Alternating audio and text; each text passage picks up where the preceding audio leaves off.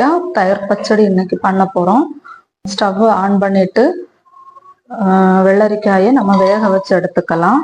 தண்ணி எதுவும் ஊற்ற வேண்டாம், ஏன்னா வெள்ளரிக்காயிலேயே தண்ணி வரும், அந்த தண்ணி நமக்கு போதும். வெள்ளரிக்காயை இதில் ஆட் பண்ணிக்கிறேன்.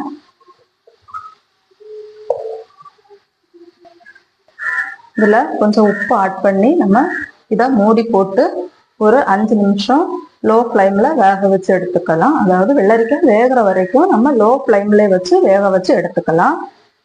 இப்போ ஓப்பன் பண்ணி பார்க்கலாம். பாருங்க, நம்ம தண்ணி எதுவுமே ஊற்றலை, இவ்வளோ தண்ணி இருந்திருக்கு பார்த்தீங்களா. இன்னும் கொஞ்சம் வேகணும். இப்போ இதுக்கு தேவையான மசாலா நம்ம அரைச்சு எடுத்துக்கலாம்.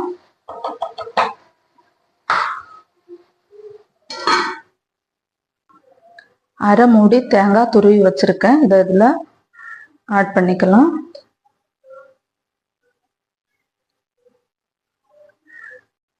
இதில் 2 பச்சை மிளகாய் ஆட் பண்ணிக்கிறேன். 1 ஸ்பூன் ஜீரகம்,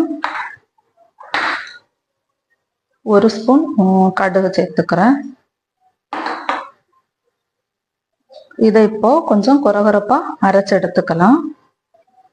இந்த மாதிரி அரைச்சு எடுத்துக்கலாம். இப்போ வெள்ளரிக்காய் வெந்துருச்சான்னு பார்க்கலாம்.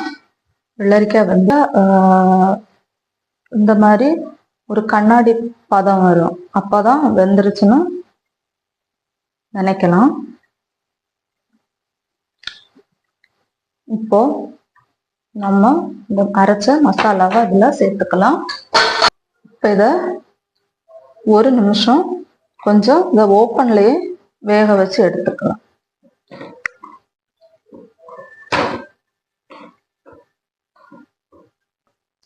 உப்பு கரெக்டாக இருக்குன்னு பார்த்துக்குங்க.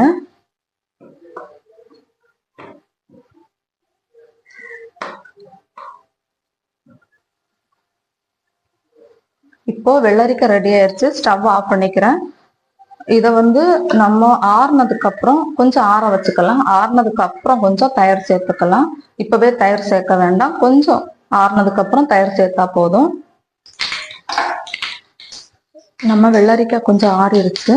இதுல நான் புளிப்பு இல்லாத தயிர் ஆட் பண்ணிக்கிறேன்.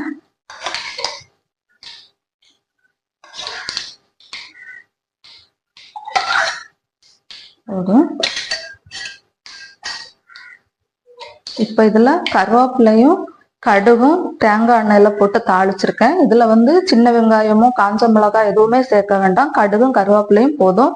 இதை இதுல சேர்த்துக்கிறேன்.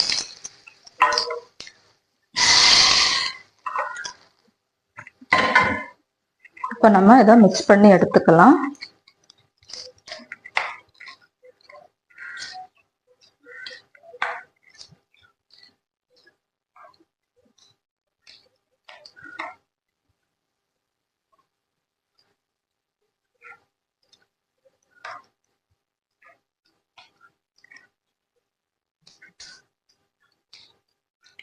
பாருங்க, இப்போ தயிர் பச்சடி ரெடி ஆயிடுச்சு. உப்பு கரெக்டா இருக்கான்னு பார்த்துக்கலாம். எல்லாமே கரெக்டா இருக்கு. இது ரொம்ப அருமையா இருக்கும்.